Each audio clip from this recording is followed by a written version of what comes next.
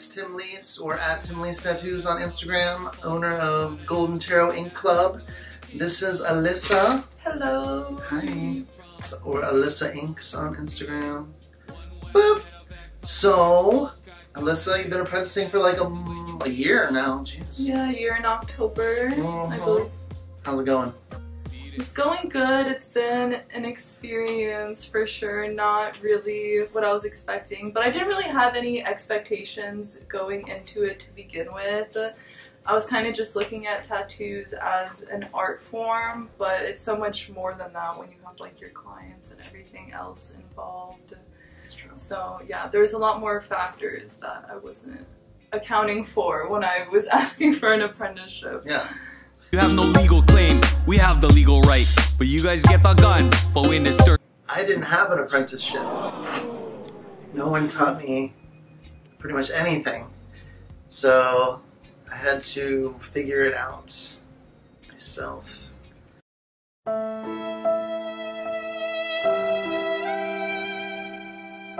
If you put the stencil on, you messed up where you put it, you had to like re-outline the entire thing again on a piece of paper. Oh no.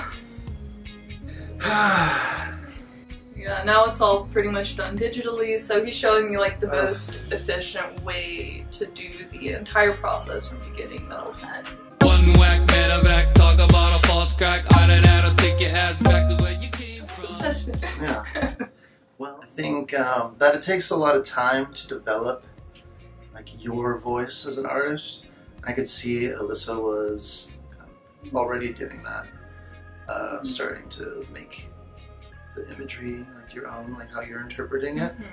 I think that's really important because a lot of people that want to be an apprentice or a tattooer, or even some tattooers, just they're kind of like copying things that they like instead of developing their own art, which I'm all about because I went to art school or whatever. It doesn't really matter. You don't have to go to art school to be an artist, but on my journey, that's what I did. All I did was focus on developing my art, not really like mimicking someone else's. Yeah. I think that's important. Real recognize real. It's back to where you came from. Where you came from. I'd say at least 20 people have asked me to be an apprentice. Oh, that's crazy. Yeah. I didn't know how much I'm honored. Yeah. I mean, I respect every person that hit me up. You can hit me up again. But yeah, you have to have, do. yeah, see if she wants someone else to clean. Yeah. Beat it. One whack, medevac, talk about a false. You have to make sure, you know, your drawing is really strong. If your drawing isn't really strong, then I can't help you because you have to like go on that journey yourself and dedicate yourself, and then just come back and maybe we can make something happen. Talk about a false crack. I'm an addict, take your ass back to where you came from. Well, I was looking at a lot of artists in the area, in the Orlando area, and I really liked his style, and I feel like with my style, I feel like it like just worked really well together because that was kind of the direction that I wanted to go in.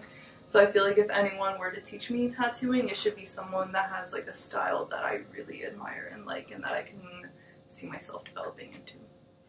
Aw, thank you. From where you came from. Well, I started off by just coming to the shop every day and like cleaning and getting to know the industry a bit more and all the different factors that I talked about earlier, like talking to clients and pricing and just like hygienic things that you have to do around the shop on a daily basis. And then some random things like washing his Jeep. That's right. Yeah. It's important. So when clients would come in and then I see like Tim or Julia and art tattooing and they're kind of busy, I'm like, okay, let me take over, draw the design up for them, and then that's also great practice for an apprentice. Pretty much everything up to tattooing. Yes. You did like 100 times. Exactly. So now that I started tattooing, it was a lot easier because I know all the other back end. Exactly. Beat it. You guys don't pay the rent. You guys go bomb the valley. I heard a lot, yeah, but it was great. So this is what I have done so far, and we're gonna continue it at the end of the month. We're gonna fill some things out. Yeah, it's her first month tattoo session. But yeah. Living in one tent, we sleeping in one alley. You guys rape all this land. Like I was able to feel like the speed that he's going at. I can see how deep he's going. Like all those different things. Yeah. Like, like where he starts off with the stencil too is important because I like didn't really know why he would start like at the bottom of my arm where it's like the most you don't have painful. a blurry stencil. Yeah, so it all makes sense. It's definitely a learning experience. Yeah, some of the most important things I've ever learned were from getting tattooed by different people. And take everything that I've ever seen or learned around the world and try to take the best things. And yeah, that's what I do from like everyone in the shop. Like I look at what Fane's doing, what Julian's doing, and I kind of combine all the information I'm getting from all three of you guys together. That's smart. You have no legal claim, we have the legal right. But you guys get the guns for win this dirty fight. What did I do? What did you? You didn't do anything. Okay. I don't know what's like my client while I was tattooing her, she was basically like, oh, let me like stretch out my back really quick, whatever, and she pushed a fart out, and it was pretty loud. The rest of the people in the shop definitely heard it, but I didn't want her to feel like embarrassed or insecure about it, so I just like started like talking over her fart because I was like, let me like cover my client. You're way nicer than me. But yeah, everyone afterwards, they were like, oh, I would have called my client out, blah, blah, blah. Probably would have tried to squeak one out myself, you know? Oh no. It's a war at that point. But I guess sometimes being an apprentice stinks.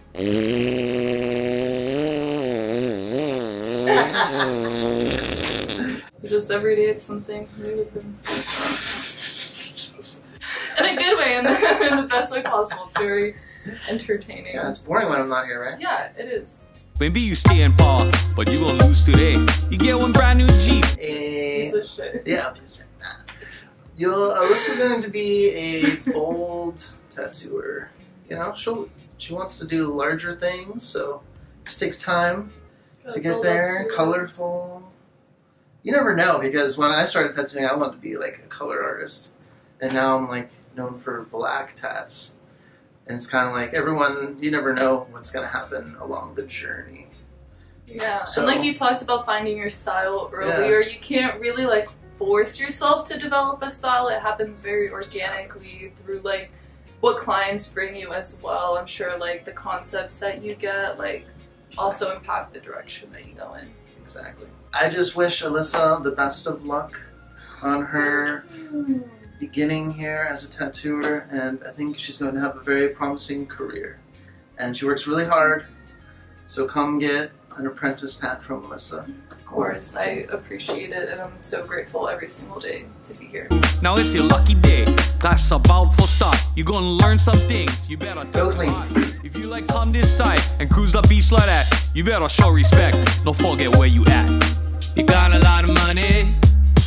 Wanna go where it's sunny, so you fly to Hawaii, but you're acting like a dummy. Country rules in a country, we don't care about your money. You like you and baboos.